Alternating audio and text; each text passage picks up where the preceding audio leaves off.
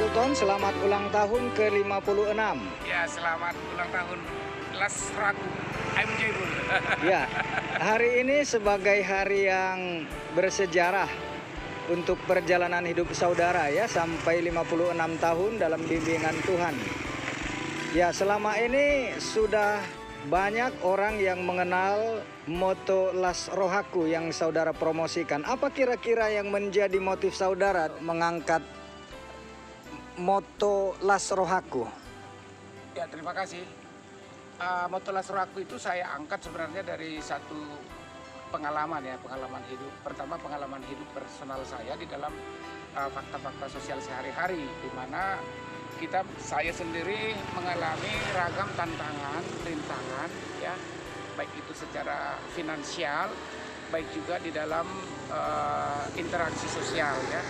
Karena saya melihat bahwasanya ini dari dimensi kekristenan saya ya, saya sebagai orang pengagum Yesus Kristus ya, saya melihat ada satu fakta-fakta dalam kehidupan sehari-hari bahwasanya kita semakin menjauh gitu loh. Saya semakin menjauh itu. Jadi setelah saya melihat rupanya di lingkungan sosial sama juga teman-teman saya yang lain juga mengalami. Terus dari situ saya mengambil keputusan, aku mau masuklah ke wilayah ini, begitu. Artinya Las Rohaku menjadi satu kekuatan bagi saya untuk menghadapi pengalaman pahit itu sendiri. Nah, saya lihat lingkungan sosial saya, terus saya bertemu teman-teman, ya rupanya mengalami juga, artinya ada satu beban-beban hidup dan itu tidak diungkapkan gitu loh. Artinya ditahan sendiri. Jadi atas dasar itu mulai di tahun 2010 sebenarnya bermula dari refleksi terhadap bincang-bincang dengan generasi emas Batak ya. Terus saya berpikir apa sih yang bisa saya lakukan gitu. Apa sih yang bisa saya lakukan? Artinya ini non fisik ya. Nah, non fisik. Kemudian saya juga tidak punya modal uang untuk melakukan sesuatu. Apa yang bisa saya lakukan? Ya saya kembali kepada ajaran-ajaran daripada Yesus Kristus. Yesus kan mengatakan kalau you mengalami beban berat, kalau you mengalami sakit, panggil saya. Artinya kalau bahasa kerennya itu kalau Anda dalam situasi emergensi, call saya. Itu kan ngomongan Yesus. Nah, aku tertarik dengan ngomongan Yesus ini. Ya aku masuk gitu. Aku masuk, aku mencoba MJ Bul, Las Rohaku. Oh Yesus tolong aku. Oh Yesus tolong aku. Bantu aku. Aku juga mau menyebarkan ini. Rupanya teman-temanku juga banyak juga sih mengalami kesusahan-kesusahan hidup seperti itu ya. Nah, aku masuk ke wilayah itu. Setelah aku masuk ketemukan ya memang sudah sangat dalam persoalannya. Nah, saudara sendiri kan pada kenyataannya termasuk seorang yang sepertinya lonely ya di dalam pelayanan saudara dan tidak ada supporting system apalagi yang berupa materi. Bagaimana saudara sendiri merefleksikan pengalaman hidup saudara dengan begitu banyaknya orang-orang yang dalam situasi sulit, dalam berbagai masalah sosial, keluarga, pribadi yang datang kepada saudara? Ya, pertanyaan yang sangat bagus. Artinya saya kan berangkat bukan seorang di other di dalam persoalan ini, bukan seorang yang lain, tapi saya juga adalah orang yang mengalami. Nah, artinya kalau kita ke psikiater misalnya, mungkin psikiater kan ya dia mungkin mapan gitu loh. Atau barangkali tidak mengalami tapi dia mempelajari itu dari teks. Saya sih oke, saya juga belajar dari teks, saya juga membaca firman Tuhan, saya juga membaca buku ya, tapi saya lebih didominasi oleh pengalaman saya sendiri.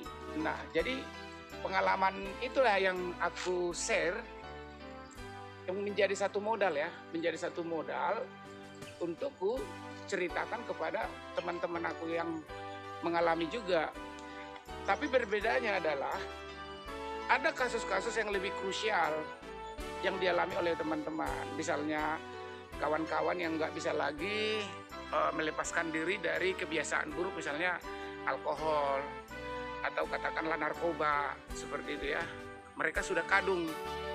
Mungkin di awal tidak ada orang yang mengintervensi atau yang memberikan satu signal, wih, jangan diteruskan, itu nggak bagus, mungkin seperti itu. Atau mungkin orang tersebut yang sudah menjadi korban hari ini tidak mempunyai seorang teman tempat curhat barangkali di awal. Nah, fakta-fakta yang aku lihat hari ini, karena saya di segmen orang Batak ya kebanyakan, yang aku lihat masalah-masalahnya di situ yang kebanyakan. Di samping faktor kekurangan uang, tapi juga masalah-masalah kelakuan juga, kelakuan banyak juga. Soal perceraian hari ini sangat tinggi. Hari ini perceraian sangat tinggi.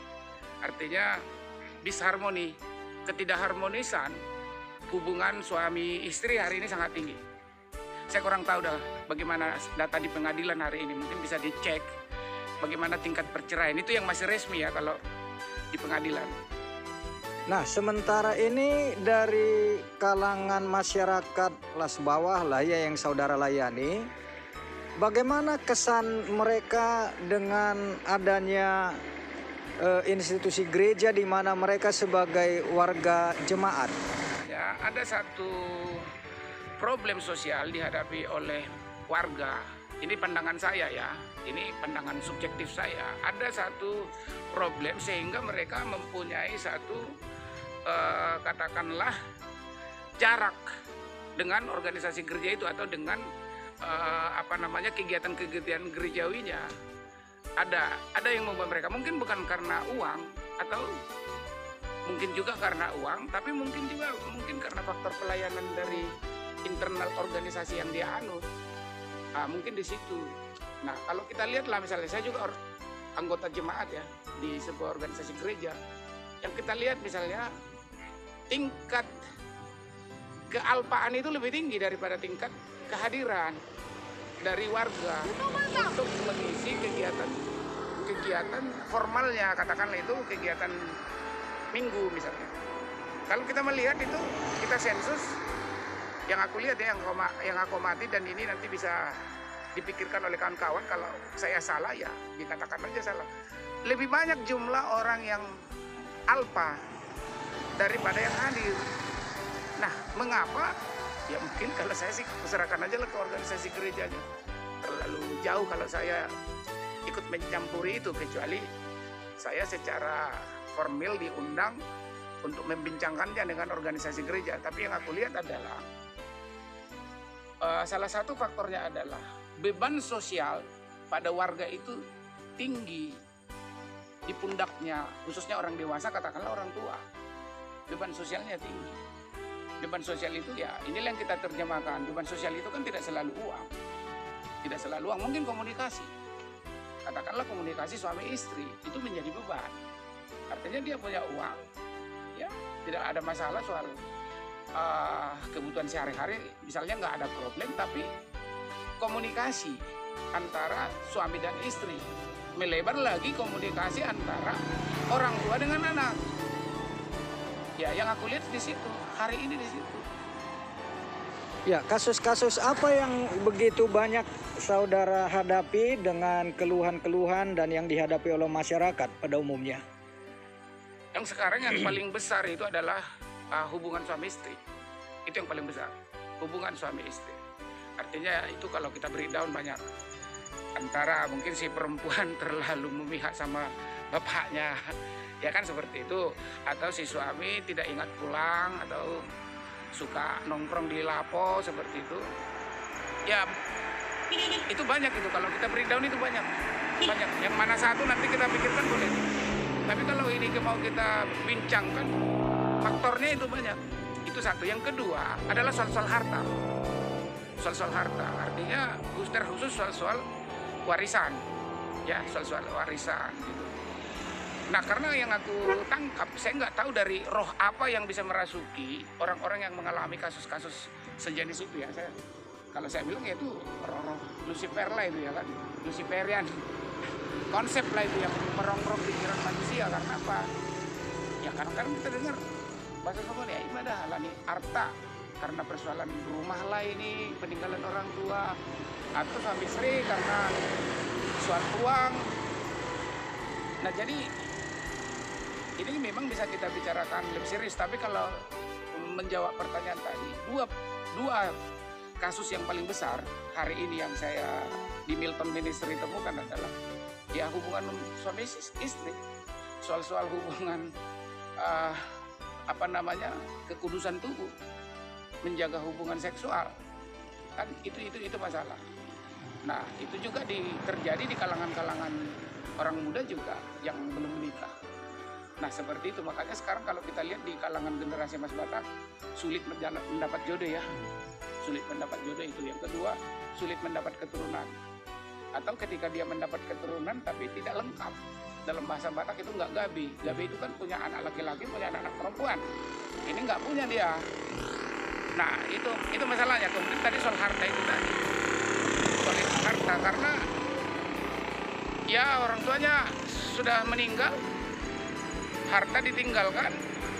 Nah ada anak keturunan yang masih hidup, nah bertengkar lah ini antara anak dengan anak. Kalau di kita kan boru dohot bawa kan, laki-laki dan perempuan juga begitu. Karena apa? Hukum negara mengatakan laki-laki dan perempuan sama di hadapan hukum. Ya, dia berpikir awi boru doa. Yang satu masih berpikir kita kan anak Batak. Tak pula atau mbah sililio do tuh. Nah seperti itu. Itu kasus-kasus yang jamak saya temukan gitu. Ya, dari berbagai kasus yang sudah saudara temukan dan tangani di tengah-tengah masyarakat, kira-kira apalah keluhan atau harapan dari masyarakat itu terhadap lembaga gereja di mana mereka menjadi anggotanya? Ya keluhannya sih banyak, karena gini, kalau aku mengatakan warga jemaat itu kan mempunyai pengharapan yang cukup besar terhadap organisasi gerejanya, pelayanannya. Padahal di sisi lain organisasi gerejanya sendiri, manajemennya, sistemnya mempunyai masalah. Itu jadi di mana ini bisa bertemu? Aku mau datang minta bantuan misalnya sama Amang gitu. Aku mau datang minta bantuan. Sementara Amang sendiri juga dalam mengalami masalah. Ya, apalagi ini bicara tentang rohani ya, kerohanian, keimanan kita. Aku mengharapkan bantuan doa dari seorang hamba Tuhan. Aku mengharapkan itu ada siraman-siraman rohani misalnya. Perkataan-perkataan Tuhan Yesus. Padahal orang yang aku jumpai juga udah kurang percaya atau udah agak apatis atau udah merasa itu nggak kekuatan gitu. Justru ini yang aku mau yang mau aku masukin. Aku mau mengatakan Yesus itu hebat. Yesus itu luar biasa. Apapun yang punya masalah, entah itu masalah uang, entah itu masalah hubungan suami istri, entah itu masalah pekerjaan, entah itu masalah anak, entah itu masalah sakit penyakit, saya mau mengatakan Yesus adalah jawaban. Ini yang aku mau katakan. Ini agak sedikit, ini ya kurang modern ya, karena sekarang orang lebih percaya kepada katakan kalau penyakit medis, ya kalau urusan gangguan jiwa misalnya, ya psikiater kan seperti itu. Kalau dia masalah-masalah keuangan ya bank, koperasi, atau sedikitnya minta kepada keluarga kan seperti itu. Padahal dia minta pun nggak ada jawaban. Akhirnya apa? Close. Terjadi chaos. Sehingga kacau lah komunikasi. Kacau. Mungkin karena gara-gara persoalan uang 1 juta atau 500.000. Hari ini orang bisa chaos. Hubungan kakak beradik ya. Hubungan kakak beradik, hubungan bersaudara. Kalau kita orang Batak, dokok nabur nantulang ini jadi pecah. Ya, dengan moto Las Rohaku yang saudara terus kembangkan dan dibagi kepada begitu banyak orang, sejauh mana efektivitas dan apa kira-kira untuk lebih mengefektifkan moto itu dapat diterima dan berdampak kepada masyarakat? Ya, kalau saya sih modelnya Allah bisa karena biasa ya. Allah bisa karena biasa. Karena Las Rohaku itu adalah satu energi surgawi ya. Yang memang kita harus sendiri. Misalnya saya, ya memang saya sakit itu. Saya sakit. Tapi mulut saya ini harus saya latih mengatakan Las Rohaku. Las Rohaku itu di mana bisa terjadi? Dalam pengalaman saya lah suraku hanya mungkin terjadi, hanya mungkin dialami oleh seseorang yang mempunyai keterhubungan dengan Tuhan Allah, spesifik dengan Yesus Kristus. Karena saya berpusat pada Yesus. Ya, saya lebih berpusat pada Yesus. Dan saya hari ini meyakini Yesus itu ada. Begitu. Dan dia memang tangannya cukup panjang membantu semua orang, siapapun yang mau menjerit memanggil nama dia, yang mau mempercayai dia. Tapi ini kan bukan berarti simsalabim. Tidak. Ini kan dibutuhkan satu usaha, upaya, latihan. Saya juga kan berusaha, berupaya. Saya juga kan melatih diri saya. Misalnya, ini maaf ya, tolong nanti yang mendengarkan jangan terlalu ini dengan saya. Misalnya saya jalan nih menjumpai seseorang, saya nggak punya bensin. Ya ini urusan kecil ya, mungkin bagi orang akan mendengarkan ini ya, nggak mungkin lah seperti itu. Tapi saya objektif mengalami itu. Kita nggak punya bensin, atau ketika kita, bagaimana saya pergi? Ya saya kan lasur aku. Kadang saya minta dari orang, dijawab yang mewah, 10.000, 20.000 gitu. Ya, ini perlu latihan. Apapun pandangan orang itu terhadap saya nggak peduli. Mau dikatain apapun saya nggak peduli. Karena ini adalah misi dia. Seperti itu, jadi harus dilatih mulut ini. Harus dilatih. Nggak mungkin dong, bagaimana mungkin saya bisa berdoa sementara perut saya lapar? Bagaimana saya bisa memuji Yesus sementara perut saya lapar? Itu kalau kita pandang dari sisi non lasur hakku, mungkin itu nggak bisa. Tapi kalau kita memandang dari sisi lasur hakku bisa. Justru suasana lapar itu, rasa lapar itu yang kita sampaikan. Di situ dia, Yesus, gue lapar nih. Tolong dong. Nah seperti itu. Saya sih sehari-hari, misalnya hari ini, ya tadi saya dengan teman-teman di GMKI ya, saya malah didoakan seorang hamba Tuhan. Saya dikasih makanan, saya dikasih minuman. Ini kan menarik gitu. Dan ini harus aku syukuri. Dan bagi aku itu cara Yesus. Itu cara Yesusku. Ya, hari ini ulang tahun. Siapa yang menghibur aku? Dan dengan cara apa? Aku menghibur diriku. Ya Yesus lah yang menghibur. Yesus yang menghibur aku. Misalnya ya diundang orang aku kan. Kayak tadi. Minum kok katanya. Terus ada yang nelpon. Dikasih lagi uang. Masih di sini uangnya. Ini itu ulang tahunmu. Aku kan nggak tahu itu, unpredictable. Aku nggak tahu siapa orang yang akan memberikan uang itu. Nah ini memang ya kalau aku mau bilang ya aku rekomendasikan ini bicarakan serius. Kalau organisasi gereja mau serius, bicarakan ini serius. Lasur aku memberi, lasur aku menerima. Bicarakan lasur aku ini, karena ini juga ajaran Yesus. Bersukacitalah.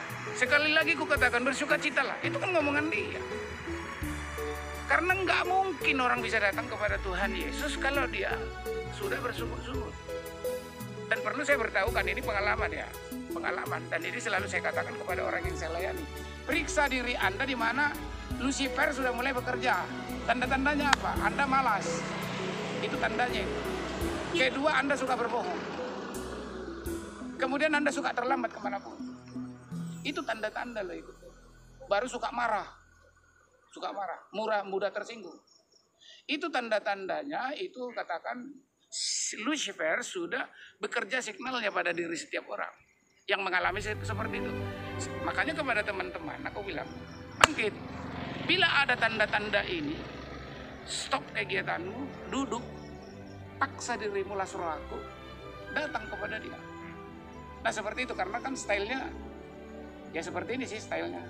Jadi nggak ada yang formal-formal gitu, karena ngomongnya pun di kafe, di lama tua, di pinggir jalan, di dorsmer ya seperti itu modelnya, di rel kereta api atau di pasar seperti itu. Ya kadang pun orang yang saya bertemu dengan saya kan kadang banyak kan yang nggak saya kenal gitu. Kenal pertama ya udah ngomong aja di situ. Saya nggak kenal berpisah ya. Makanya yang kita jumpai pun lebih banyak nggak punya handphone, nggak punya WA, nggak punya Facebook. Ya seperti itu. Ya, apa refleksi saudara di usia 56 tahun hari ini setelah puluhan tahun saudara bergelut dengan kelompok masyarakat marginal? Dan kira-kira apalah pesan atau kesan saudara untuk masyarakat banyak atau kepada teman-teman yang kiranya bisa diajak untuk menyadari kondisi kebutuhan pelayanan non formal seperti ini di tengah-tengah masyarakat kita? Ya, untuk saat ini yang bisa saya katakan ya come on, mari kita bangkit. Itu yang mau saya katakan. Lasuraku, enjoyable. Malah syukurku. Ini yang mau saya katakan karena apa? Kesusahan tidak bisa membebaskan kita. Tapi kesusahan itu harus direspon dengan sebuah mindset pembebasan. Itu harus ada satu paradigma baru di dalam pemikiran kita. Kalau toh kita juga hari ini tidak bisa melakukan sesuatu, kita nggak punya pekerjaan yang formal, ya minimalnya ya sapu rumah dong. Cuci piring, bersihkan tubuh, mandi contohnya. Daripada Anda hanya berenung. Makanya bagi saya hidup aja sudah enak, apalagi kita bisa makan, enak banget dong. Ini toh kita nggak punya pekerjaan, terus kita berenung, martukolisang ya, topang dagu, terus marangan-angan kan seperti itu. Apa yang terjadi? Ya Anda kan diseret-seret, karena Anda nanti akan masuk halusinasi. Dari situ Anda apa? Akan lupa makan, lupa mandi, dan seterusnya, muncullah penyakit. Makanya hari ini yang saya temukan di penyakit ya, ada penyakit-penyakit yang tidak dapat dideteksi oleh alat-alat teknologi kesehatan. Jadi misalnya gini, orang berobat, dok tolong saya diperiksa, dokternya bilang Anda sehat. Bagaimana kau dokter? Kau bilang aku sehat, malah sakit. Dipaksanya dokter itu membuat dirinya sakit. Dokter bilang ya kau uruslah diri, orang udah kuperiksa nggak ada penyakit. Seperti itu kasus-kasus yang kita temukan. Nah kalau saya mau melihat itu perlu dikoreksi. Makanya bincang-bincang menjadi salah satu model pola yang sangat strategis untuk membongkar isi hati, batin, perasaan, pikiran kita. Itu harus dibongkar. Harus dibongkar. Karena apa? Aku mau mengatakan di dalam diri setiap individu, siapapun dia, lahir dimanapun dia, ada kekuatan yang sudah diberikan oleh Tuhan. Kalau istilah sekarang vaksin, Yesus itu vaksin bagi orang yang mau menerima dia. Lasuraku itu vaksin. Ya, bagi saya kenapa? Ya yang namanya saya dihalangi banyak hal, dihalangi uang lah, dihalangi nggak kenal lah, dihalangi nggak punya akses lah, dihalangi oleh tradisi-tradisi tubuh lah, dihalangi oleh bahasa lah, dihalangi oleh teknologi lah. Itu kan banyak kali penghalang dalam diri saya. Bagaimana saya menghadapi penghalang ini? Dobrak aja, Lasuraku enjoyable. Oh Yesus, help me please. Itu aja. Tolong aku, ya naik sepeda motor kita, oh Yesus. Ya saya juga orang yang sering menangis di dalam kesendirian saya. Saya lapor aja semua, saya lapor. Yesus, begini, hari ini begini. Tadi aku jumpa si ini, dia mengatakan begini. Kadang-kadang kayak saya kan, kadang-kadang merasa ini Allah. Misalnya kita melayani orang yang kasusnya adalah misalnya uang, misalnya tanahnya sekian miliar, gitu juga. Tradisi itu kita harus minta pertolongan dari Tuhan supaya kita tidak terkontaminasi. Jadi ibaratnya begini, saya harus bisa melihat ini tadi gitu. Masalah juga begitu. Oh ini masalah. Kita harus bisa melihat masalah itu. Di dalam diri saya ada masalah. Misalnya kayak kemarin saya baru saja BAB darah. Ya, saya BAB darah. Mau berobat gimana ya? Bertemu teman, datang teman, ya udah ambil aja kunyit putih, Bang. Kan seperti itu. Terus dia bilang konsumsi bayam merah. Oke, karena kita ada di lingkungan marginal, karena orang-orang di marginal segala penyakit mereka punya obat. Ya kalau orang elit mungkin jawabannya kan dokter, rumah sakit. Itu pun dibina lagi. Harus yang bonafit kan seperti itu. Kan udah berkelas. Kalau di marginal sakit apapun kita, di orang-orang pinggiran gitu. Segala sakit penyakit ada obatnya tersedia di mereka. Misalnya kayak saya kemarin diabetes kan dikatakan tentunya. Ya, aku bilang aku gak ada duit pas waktu itu. Ada teman saya namanya Ferry. Ini uang katanya. Ketika dia ngasih duit, tadinya kan 5.000, dikasihnya 50.000. Aku kan udah untung, udah berkat bagi saya. Thank you ya, kita bilang ya thank you. Itu cara Yesus memberikan uang itu kepada saya. Nah itu contoh kecil kalau bisa diterima ya kalau bisa diterima. Ini kepada Bapak Ibu Saudara semua, sahabat Milton Ministry dimanapun Anda berada. Terkhusus teristimewa Anda sudah menjadi perpanjangan tangan Yesus kepada saya yang memberikan bantuan, khususnya di masa pandemi kemarin ada yang memberikan beras untuk dibagi-bagi ke masyarakat. Saya mengucapkan terima kasih. Anda yang pernah mengirimkan uang kepada rekening saya mengucapkan terima kasih. Saya tidak bisa balaskan itu. Kebaikan Bapak Ibu semua saya tidak bisa balas. Hanya satu permohonan saya, semua kita dilindungi oleh Tuhan Yesus, kita diberkati, kita dibaharui, kita dimenangkan, teristimewa di dalam masa pandemi ini. Terkhusus orang Batak di seluruh dunia ini saya berdoa. Semua generasi Mas Batak di dunia semakin sejahtera, semakin naik kelas. Itu saja yang saya mohonkan di ulang tahun saya yang ke-56 ini. Terima kasih. Lasrohaku. Lasrohaku. Horas. Horas. Horas. Ya.